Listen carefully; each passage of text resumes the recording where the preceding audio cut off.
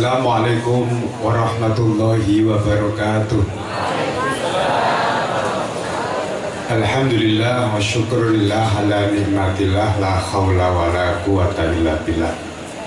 Asyhadu an la ilaha illallah wa asyhadu anna Muhammadan abduhu wa rasuluhu la nabiyya ba'dah. Allahumma sholli ala man samaitahu dzakiran habiban wa mudzakiran Muhammadur Rasulullah. Allahumma sholli ala man samaitahu Ahmada wa Muhammadan wa sayyidan Muhammadur Rasulullah sallallahu alaihi wa ala alihi wa sahbihi wa azwajihi wa dzurriyyatihi wa ansari ajmain amma ba'du. Al-mukarramun, para alim, para ulama, para kiai, para masyayikh, wa nakhusu bi dzikri sahibul fadilah wal karamah mursyid Al-Kamil Mukammal, guru rohani kita Abuya Amran Wali Al-Khalidi, kepada yang sama-sama kita hormati mak samanya, putra-putra dan putri-putri Abuya, wabil khusus sahibul bait Abuya Muda Syukri, kepada para wali, para gubernur, pada terkhusus keluarga besar P2T yang selama ini saya tidak pernah menyebutnya. Dari mak-mak inilah, dari ibu-ibu ini sesungguhnya pasukan MPTTI tersebar di mana-mana. Kepada seluruh jamaah MPTTI, wabil khusus pada adik-adik sekalian, para santrinya Abu Muda Syukri. Yang santrinya Abu Muda Syukri mana? Coba ngacung semuanya. Santrinya Abu Muda Syukri. Iya. Sudah diajari Abu Muda Syukri ratib saripih atau belum? Sudah. Serius? Sudah diajari bertorikat atau belum? Sudah. Nah. Jadi nanti kalau belum diajari, nanti minta diajari Abu Muda Syukri. Karena hari ini yang sudah dicontohkan oleh ayahanda kita, mursyid kita, jadi ini sekaligus memberikan pemahaman kepada kita semuanya. Alangkah sosok Abuya Amran Wali Al-Khalidi ini bagi saya secara pribadi, saya melihat hari ini belum ada seorang tokoh, seorang ulama sufi yang bukan hanya menjadi tajdid mujaddid fi hadzal zaman dalam kaitannya dengan tajdid, dalam kaitan dengan bagaimana mengajarkan ajaran-ajaran sufi agar bisa diterima pada zamannya. Ini luar biasa. Bapak Ibu sekalian, hari ini Bapak Ibu sedang berhadapan dengan sosok ulama yang kita tidak mau tahu. Saya selalu mengatakan saya tidak mau tahu apakah ada orang yang senang atau tidak suka terhadap guru kita. Tetapi fakta membuktikan, carilah ulama di Indonesia hari ini yang begitu pengaruhnya melintasi batas-batas teritorial dari wilayah negara yang ada.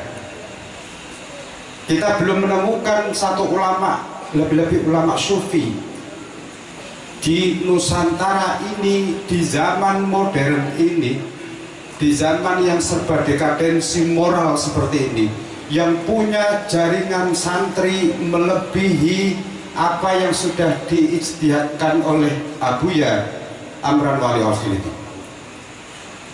Hari ini sosok guru kita, jadi kira-kira Bapak Ibu menyadari atau tidak? Kira-kira inilah yang menjadikan hari ini bagi saya jauh-jauh dari Jawa Timur, lebih khusus dari Surabaya. Kenapa saya harus kemudian ta'alum? Kenapa harus kemudian saya bersimpuh di hadapan Abuya untuk minta bimbingan secara rohani kepada beliau? Karena hari ini kita baru menemukan seorang ulama sufi ya, selain melakukan tajdid pada zamannya, tetapi selain itu juga Abuya Amran Wali Al-Hilti, guru kita semuanya, telah memiliki jaringan murid bukan hanya se-Nusantara, tetapi melebihi batas-batas negara, apakah itu di Brunei, kemudian di Malaysia, di Singapura, terus kemudian di Thailand, dan seterusnya. Bapak-bapak dan ibu-ibu sekalian, karena kenapa kemudian kita diminta untuk berthariqah?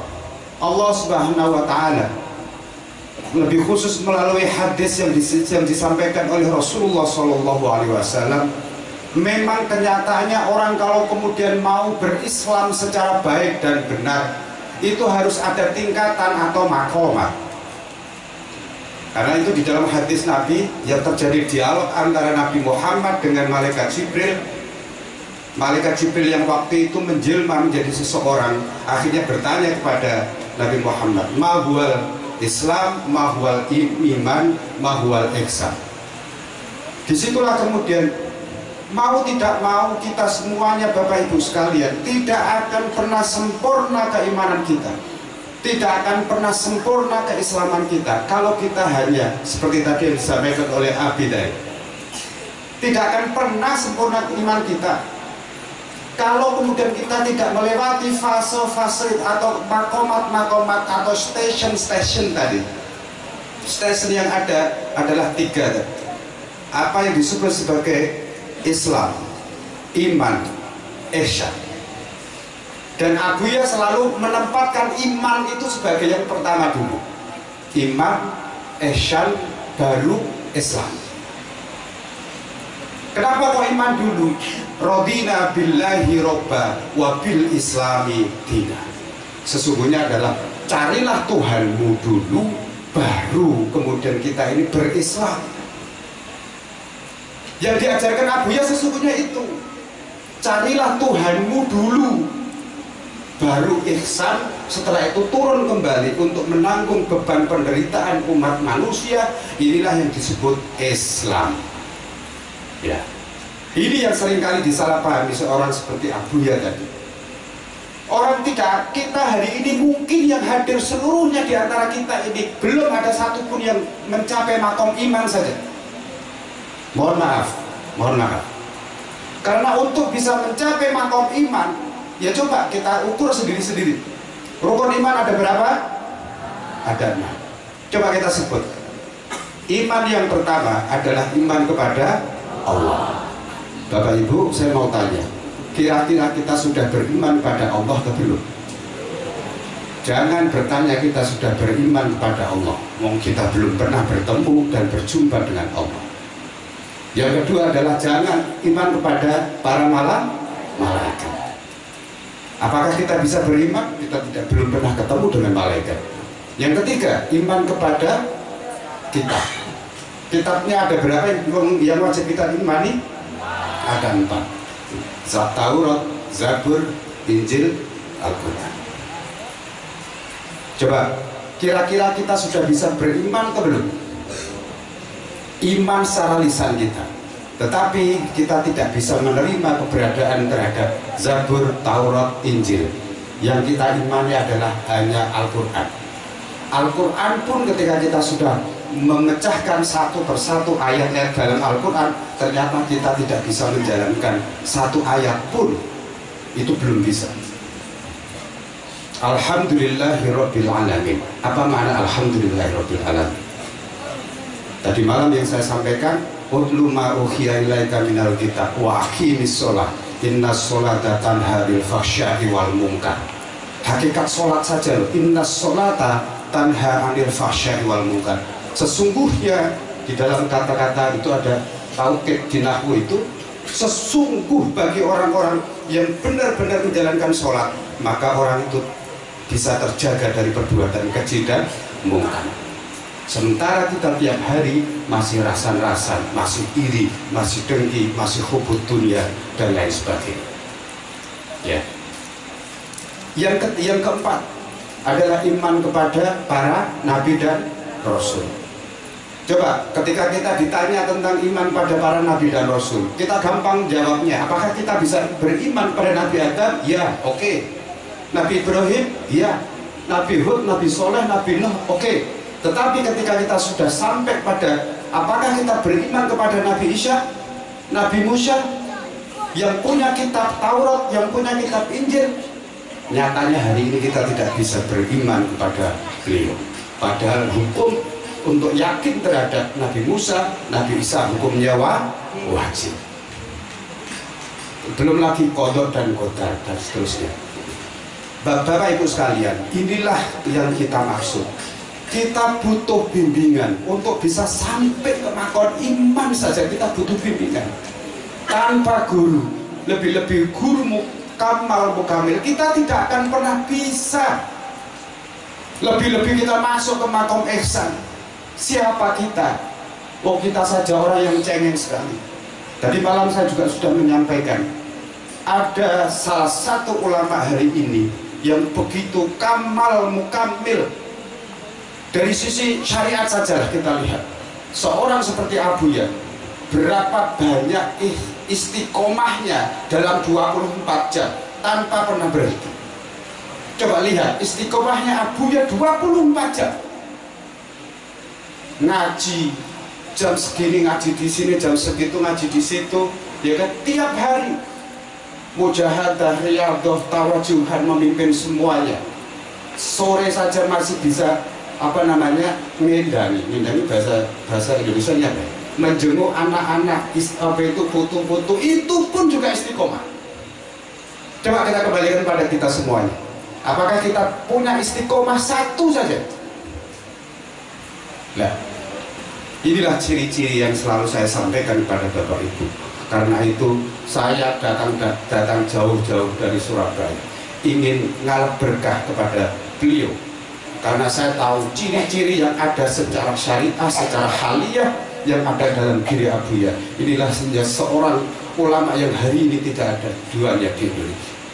Karena itu saya tidak mau peduli lagi apakah orang kemudian percaya pada Abuya atau tidak percaya pada Abuya. Lebih-lebih hari ini kemudian yang hadir di sini, kita sesungguhnya kalau kita sadari, Allah menurunkan pada kita, Allah memberikan hidayah pada kita, Allah memberi hadiah yang luar biasa pada kita berupa sosok seorang ulama yang demikian agung, yang demikian besar. Tetapi sayangnya di antara kita sendiri masih belum sadar tentang itu. Inilah saudara-saudara sekalian, kaum muslimin muslimat rahimakumullah, jamaah majelis pengkajian tauhid Indonesia. Saya kira ini yang bisa kami sampaikan. Ini semoga hari ini bisa menjadi renungan bagi kita semuanya. Renungan bagi kita semuanya. Saya datang ke sini bukan ingin memuja-muja Abuya, hanya sekedar memuja-muja, tetapi faktanya seperti itu. Ya. Semoga hari ini bisa menjadi petunjuk bagi kita semuanya. Di akhir sisa-sisa Abuya bisa memimpin kita, bisa mengarahkan kepada kita. Yang hadir di sini semoga semakin istiqomah, kemudian semakin yakin terhadap guru kita, agar nanti kita dibimbing selalu secara rohani kepada oleh Abuya semuanya. Ihdinas siratal mustaqim wal afu minkum wallahul muwaffiq ila aqwamit thoriq. Wassalamualaikum warahmatullahi wabarakatuh.